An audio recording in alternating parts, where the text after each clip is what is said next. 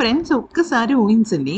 ఒక సంస్థలో కానీ, లేకపోతే ఎక్కడైనా ఒక ఉద్యోగంలో 17 సంవత్సరాలు నిజాయితీగా ఉద్యోగం చేసి, ఒకరోజు ఒక చిన్న కారణం చేత మొత్తం అతని జీవితం అంతా తారుమారైపోయిందనుకోండి.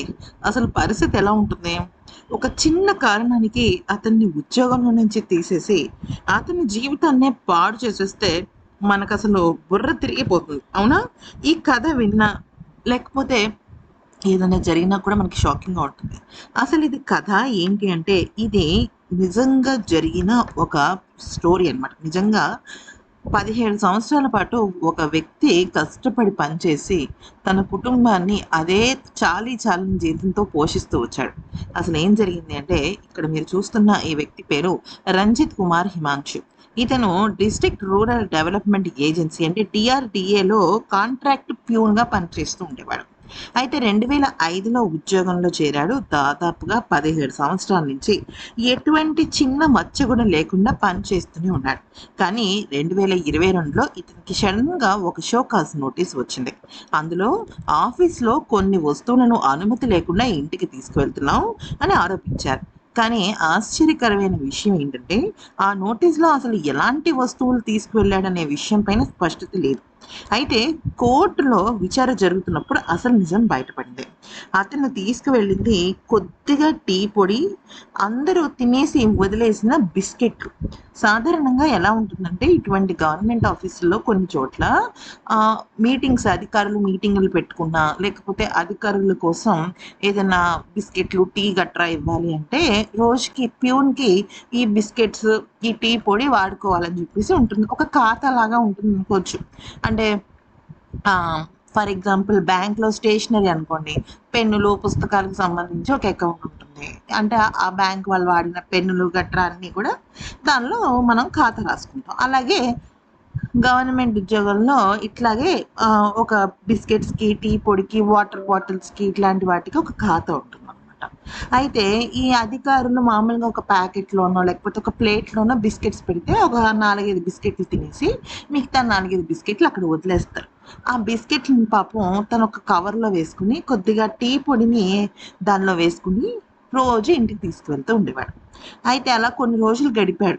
ఎందుకనంటే హిమాంశుకి చెప్పాలి అంటే ముగ్గురు ఆడపిల్లలు. ఆ!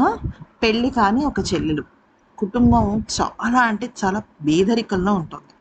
సరే అధికారులు తినేసిన బిస్కెట్‌లే కదా! తినేసి వదిలేసినయి కదా! మళ్ళీ అవి ప్యాకెట్‌లో పెట్టడం ఎందుకు? కొద్దిగా ఓ 4 బిస్కెట్‌లు, కొంచెం టీ పొడి తీసుకువెళ్తే రోజు కనీసం వాళ్ళ కడుపైనా నింపొచ్చు కదా! అని పాపం బిస్కెట్‌లు, ఒక 2 స్పూన్ల టీ పొడి తప్ప అతను తీసుకువెళ్ళిన మూడో వస్తువు లేదు. కానీ తన పైన చాలా తీవ్రమైన ఆరోపణలు వేసి అతన్ని ఉద్యోగం నుంచి తొలగించేశారు. ఒకేసారి ఉద్యోగం పోవడంతో పాపం హిమాంశు కుటుంబం రోడ్డు మీద పడింది. 4 సంవత్సరాలు ఉద్యోగం లేకుండానే జీవించాడు. ఆ తర్వాత హైకోర్టుని ఆశ్రయిస్తే కేసును పూర్తిగా పరిశీలించిన జార్ఖండ్ హైకోర్టు, అంటే ఇదంతా కూడా జార్ఖండ్‌లో జరిగింది, ఈ శిక్ష చాలా కఠినమైందని స్పష్టం చేశారు. చిన్న టీ పొడి, బిస్కెట్లు తీసుకువెళ్ళటం సరైన పననే కోర్టు వాళ్ళు చెప్పడం లేదు. ఏదైనా చెప్పి తీసుకువెళ్ళకపోవడం కొద్దిగా దొంగతనం కిందకే వస్తుంది. కానీ అది కేవలం వదిలేసిన బిస్కెట్లు, కొద్దిగా టీ పొడి. అంటే దాని వాల్యూ సుమారుగా రోజుకి రూ. 10 కూడా ఉండదు. అలాగా అతను చేసిన ఒక చిన్న తప్పుకి 17 సంవత్సరాల పాటు నమ్మకంగా ఎటువంటి రిమార్క్ లేకుండా తనని అమాంతంగా విధుల నుంచి తొలగించడం చాలా తప్పు. ఇది న్యాయం కాదు అంటూ కోర్టు వాళ్ళు ఇచ్చిన తీర్పు ఏంటో తెలుసా? తనని మళ్ళీ తిరిగి ఉద్యోగంలో చేర్చాలి. ఉద్యోగం లేకుండా గడిచిన 4 సంవత్సరాలకు 50% అంటే తన జీతం 10,000 అనుకోండి. నెలకి 5,000 చొప్పున ఏరియర్స్ ఇవ్వాలి అని చెప్పడం జరిగింది. ఈ ఘటన సోషల్ మీడియాలో చాలా వైరల్ అయింది. ఏముంది ఫ్రెండ్స్, ఒక గుప్పెడు బిస్కెట్‌లకి, ఒక 2 టీ స్పూన్ల టీ పొడికి కూడా ఇంత ఓవర్ యాక్షన్ చేయాలా? అయితే ఈ విషయాన్ని మొదటగా లోకల్ కోర్ట్ వాళ్ళు యాక్సెప్ట్ చేశారు. కానీ ఆ తర్వాత పెద్ద కోర్ట్ వాళ్ళు మాత్రం మీకసలు బుద్ధుందా అంటూ ఆఫీసర్స్‌ని తిట్టారు. ఎందుకనంటే ఇలాంటి చిన్న చిన్న తప్పులేమన్నా ఉంటే దండించాలి. ఇంకోసారి ఇలాంటివి చేయకుండానే మందలించాలి. ఇంకా కావాలంటే ఇంకేదైనా ఫైనో, పెనాల్టీయో లేదా 2 రోజులు సస్పెన్షనో చేయాలి. అలా కాకుండా ఏకంగా పాపం ఉద్యోగమే తీసేస్తే అతనేమన్నా నెల రోజులు, 2 నెలలు చేసిన ఉద్యోగస్తుడా? 17 ఏళ్ళు చేశాడు పాపం కష్టపడి. తప్పు కదా అలాగ చేయటం. మరి వీటి గురించి మీరేమంటారన్నది కామెంట్ సెక్షన్‌లో చెప్పండి.